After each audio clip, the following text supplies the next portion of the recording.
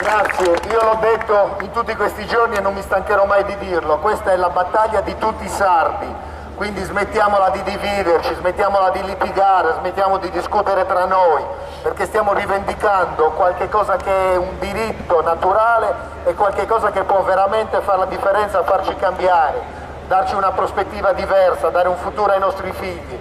Quindi uniamoci, continuo a dirlo anche a coloro i quali oggi non sono venuti, non hanno voluto partecipare a questa protesta. Stiamo insieme, non commettiamo l'errore di dividerci. Questo è un momento straordinario, abbiamo un governo delle larghe intese dove sono rappresentate tutte le forze politiche. Se saremo capaci di unirci, di stare tutti insieme, possiamo ottenere un risultato. Noi che cosa chiediamo oggi?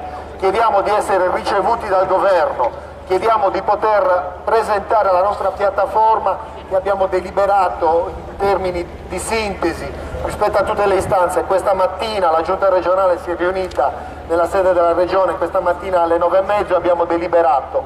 Vogliamo portare al Ministero dell'Economia questa delibera, vogliamo che ci venga aperto, che venga aperto immediatamente un tavolo nel quale rivendicare ciò che ci spetta, nel quale riconoscere ciò che è dovuto e ciò che è un nostro diritto. Partiamo prima di tutto dalla modifica dell'articolo 10 dello Statuto, quello che prevede, ovvero sia la possibilità di incidere noi, di fare noi le politiche fiscali, di poter diminuire le imposte, di fare esenzioni, come abbiamo già fatto con l'IRAP, con un'azione e con una volontà politica unanime, dove la politica è stata capace una volta tanto di unirsi e di legiferare tutti insieme in quella direzione.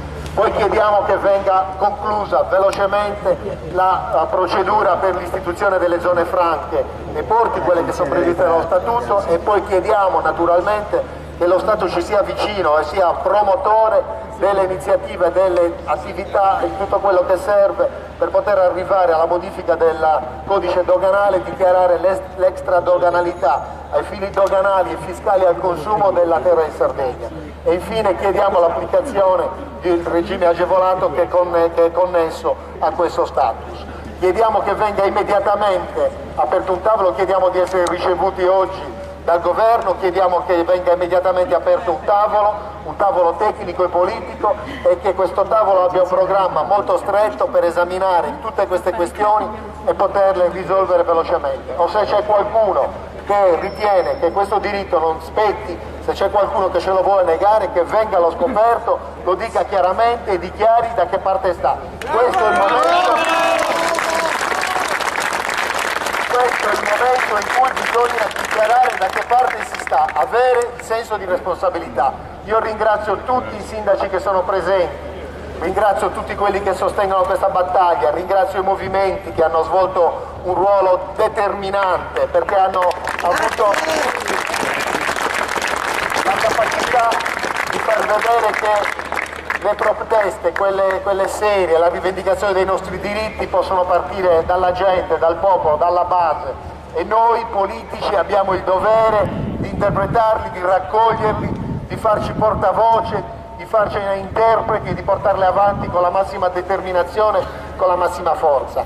Per me è importantissimo oggi essere qua e vedere in questa piazza le nostre bandiere che sventolano, vedere le fasce tricolori dei nostri sindaci, e questo è il segno più importante, perché noi siamo sardi, ci teniamo e rivendichiamo la nostra sardità, ma siamo stati Fratelli d'Italia, abbiamo dato un contributo straordinario all'Italia, e qua con queste fasce tricolori ci ha rappresentato un pezzo d'Italia, non possiamo non essere ascoltati.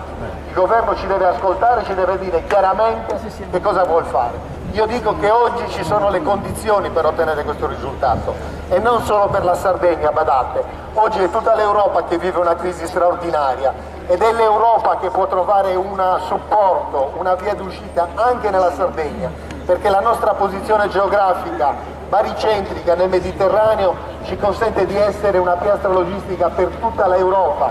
Possiamo essere il ponte tra l'Europa e il continente africano, e nei prossimi decenni certamente l'economia sarà molto influenzata dalle dinamiche e dallo sviluppo di quel paese, di quel continente. Allora quale migliore strumento per essere un ponte effettivo, concreto, per poter essere efficaci, per poter fare ragionamenti che portino un risultato, quale migliore strumento della zona franca. Non esistono altri che in termini così rapidi e così efficaci possano portare il risultato. Io ho incontrato questa settimana il Ministro delle Infrastrutture, abbiamo messo sul tavolo lo stato purtroppo pietoso delle nostre infrastrutture, la nostra arretratezza, tutto quello che manca.